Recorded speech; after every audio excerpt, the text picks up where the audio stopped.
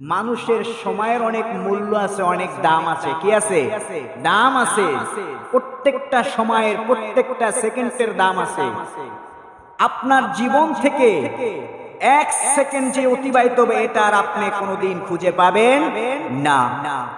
কারণ সময় কোনোদিন মানুষের জীবনে আর ফিরে আসে না। আপনি যে 50 বছর, 30 বছর, 40 বছর যে আপনার সময় গেছে, এই সময়টাকে আর আপনার জীবনে আসবে? কোনোদিনও আর আসবে না।